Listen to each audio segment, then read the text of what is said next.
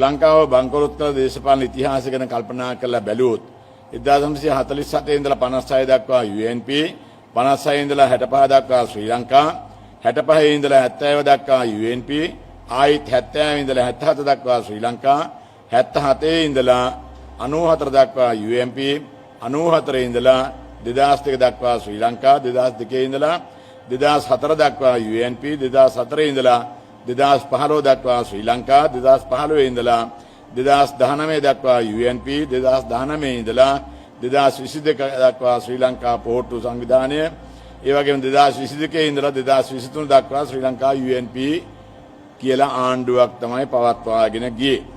අවුරුදු 75ක් මේ ශාපයෙන් රට මුදා ගැනීම තමයි අපි ඊළඟ බලාපොරොත්තු වෙන්නේ. රජයේම විගණනාධිපතිතුමා කියන හැටියට 2021 වෙනකොට රටේ ණය ට්‍රිලියන 18ක් තිබුණා. ඒත් වත්කම් තියෙන්නේ ට්‍රිලියන 3ක් පමණයි. මේ ආණ්ඩුව කරපු හැටි ඉතාමත් මැනවින් හැමදෙනාටම අවබෝධ කරගන්නට රජයේ විගණනාධිපතිතුමාගේ වාර්තාව ප්‍රබානවත්. අපරාධකාරීන්ට, බොරුකාරීන්ට, තක්කඩින්ට, හොරුන්ට නිර්භයව ජීවත් වෙන ඉඩ දෙන එකම රට තමයි ශ්‍රී ලංකාව.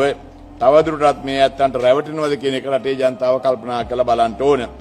ජනාධිපතිතුමා අපේ හිතවත් රනිල් මහත්මයා මේ වෙනකොට වසර 42යි මාස 10කට වැඩිය മന്ത്രിවරයෙක් හැටියට කටයුතු කරලා තියෙනවා. ඒ වගේම ගාමිණී ලොකුගේ മന്ത്രിතුමා අවුරුදු 39 මාස 10ක්, മന്ത്രിවරු 6 දෙනෙක් වසර 33යි, මහින්ද රාජපක්ෂ ජනාධිපතිතුමන් වසර 32යි, අවුරුදු 26, 27, 25, 24, 22 ඉතිරි අය ඔක්කොම කට්ටිය පාර්ලිමේන්තුවේ ගත කරලා තියෙනවා. 94 ඉඳලා අවුරුදු 19ක් මේ රට කෑවේ පොදු පෙරමුණු ආණ්ඩුව. රජයේ රත්තරන් සංචිත වලින් විතරක් මෙට්‍රික් टन 20.4ක් විකුණලා තියෙනවා. 2012 දී ඇමරිකානු ඩොලර් මිලියන 10,93,766කට එහෙම නැත්නම් රුපියල් 13,890යි කෝටි 3 ලක්ෂයකට විකුණලා තියෙනවා මේ රත්තරන් සංචිතය අපේ රටේ තිබිච්ච මහින්ද රාජපක්ෂ මහත්මයාගේ ආණ්ඩුව කාලේ. කොමිසක කීයද කියලා අපි දන්නේ නැහැ. අපරාධකාරීන්ට, බොරුකාරීන්ට, තක්කඩින්ට, හොරුන්ට නිර්භයව ජීවත් වෙන්න ඉඩ දෙන එකම රට ශ්‍රී ලංකාවයි කියලා කිව්වේ මෙන්න මේ කාරණේ නිසා. ඒ වගේම වර්තමාන ආණ්ඩුව කියන්නේ විධායක ජනාධිපති සහ ඌට හිතවත් හොරු නඩයයි. මේ සියලු දෙනා අතට රාජ්‍ය බලය ඒකරාශී කරගෙන දැන් ක්‍රියාත්මක වෙන්නේ රාජ්‍යයක් නෙවෙයි ආණ්ඩුවක්. රාජ්‍යයක් නෑ. ආණ්ඩු මට්ටු කරන ආණ්ඩුවක් තියෙනවා. කැබිනට් මණ්ඩලයක් නෑ. එහියන් ගොඩක් ඉන්නවා. කැබිනට් මණ්ඩලයේ 95%ක්ම හොරු දූෂිතයෝ. ඕන්නම් මේ කියන කාරණා එක එකතු කරගෙන මට අපහාස නඩුවක් දැම්මට කිසිදු ප්‍රශ්නයක් නැහැ. ජනතාව අඳගොඩ බිහිරන්සේ තම වාසියට හෝ බයට ජීවත් වෙනවා මේ අවදි වේතුම කාලයයි.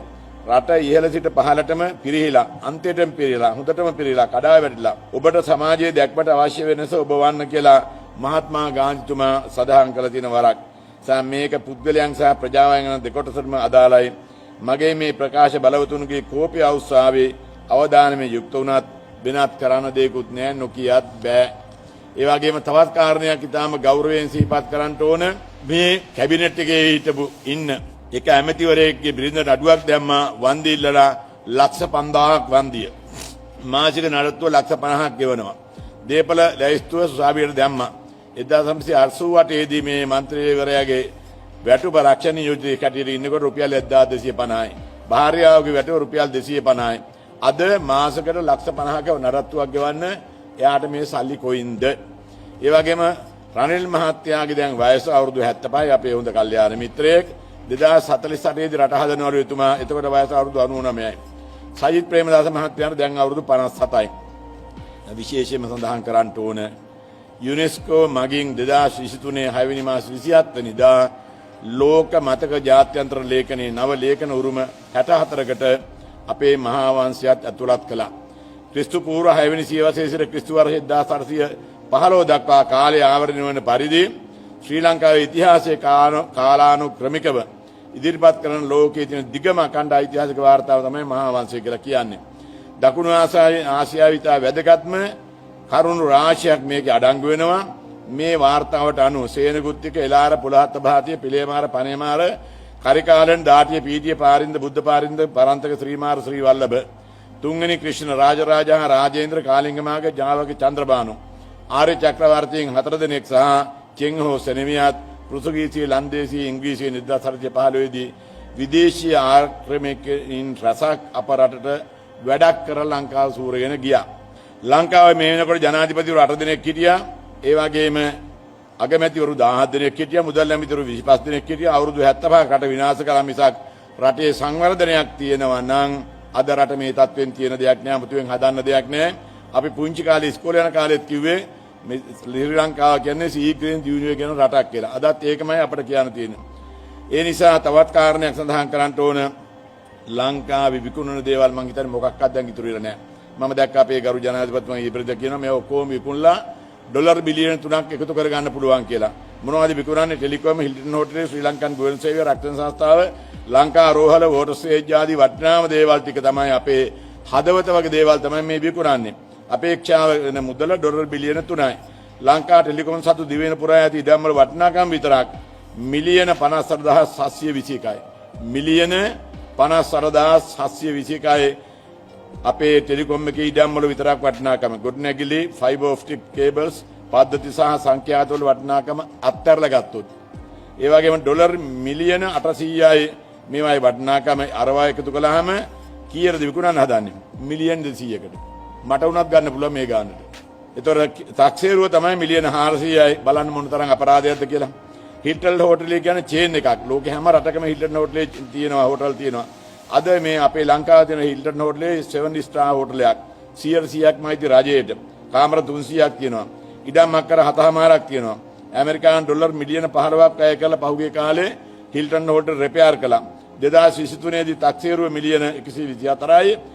මේ 2024 තාක්ෂේරුව ඩොලර් 55.5යි. ඩොලර් 55.5යි. මෙතන තියෙනවා මහත්මයා පර්චේස් එකක් කෝටි 3ක් වෙනවා මේ හරිය. හිල්ටන් හෝටලේ තියෙන තැන ඉරිමේ වටිනාකම. පර්චේස් 160ක් තියෙනවා අකරයකට. පර්චේස් මෙතන තියෙනවා 1260ක්. 1263 මිලියන් 3න් වැඩි කළාම කෝටි 3600ක් වෙනවා. ඉඩමේ වටිනාකම විතරක් විකුණන්න හදන්නේ ඩොලර් මිලියන 55.5කට. මොන අපරාධයක්ද බලන්න. මේ වගේ ආණ්ඩුවක් ආයිත් පත් වුණොත් මොන වගේ දේවල් වෙයිද? මිනිස්සුත් විකුණාවේ, ගෑනුත් විකුණාවේ, ඔක්කොම විකුණාවේ. මේ රටේ විකුණන දෙයක් ඉතුරු වෙන දල්දා මාලිගාවත් විකුණාවේ, ශ්‍රී මහා බෝධියත් විකුණාවේ, සීගිරියත් විකුණාවේ, ඔක්කොම ආයතන විකුණාවේ. සාමේ විකුණන් කරන ආණ්ඩුවක් අපට නැවත බලයට පත් කර ගන්න අවශ්‍යතාවයක් නැහැ. මේ අධම කාලකණි පව්කාර නඩය පණ පිටීම පුළුවන් නම් කියන්න හොදත් නැහැ, නොකියත් බෑ. ජයරත්නයකට හරි බාන් රේමන්ඩ්කට හරි බාර දෙන්නයි තියෙන්නේ. ඒ තරම් අපරාධ කරන්නේ මේ කාලය තුල මේ පවතින රජේ. ජනාධිපතිවරණයට අපේක්ෂක 39ක් ඉන්නවා. 35ක්ම ඡන්ද 100ක්වත් ගන්න බැරි අය උන් ඉන්නේ. ඕනනම් 4-5 දෙනෙක් ඉන්නවා වැදගත් අය. ඒ ඇත්තන්ගේ සමහරුන්ගේ මේ 35න් දෙනාගේ ළමයින්වත් ගෑණිවත් මං හිතන්නේ මේ ඇත්තන්ට ඡන්ද දෙන්නේ නැහැ. එක්කෙනෙකුට මිලියන 200ක් වැය කරනවා. කාගේ සල්ලිද? මහ ජනතාවගේ සල්ලි. මිලියන 235න් වැඩි කළාම මිලියන් 7000ක් මේ වැඩකට නැති පළක් නැති තුට්ටුවක වටිනාකමක් නැති ජනාධිපති අපේක්ෂකයෝ වෙනුවෙන් වියදම් කරනවා. මේක නවත්ත ගන්න බැරි ප්‍රජාතන්ත්‍රවාදය මොකද්ද? අවම වශයෙන් 10%ක්වත් ඡන්ද ගන්න බැරි මේ තහනම් මේ අයගේ පක්ෂ ටික තහනම් කරගෙන බැරි වෙච්ච මේ ආණ්ඩුවෙන් ඇති වැඩේ මොකක්ද?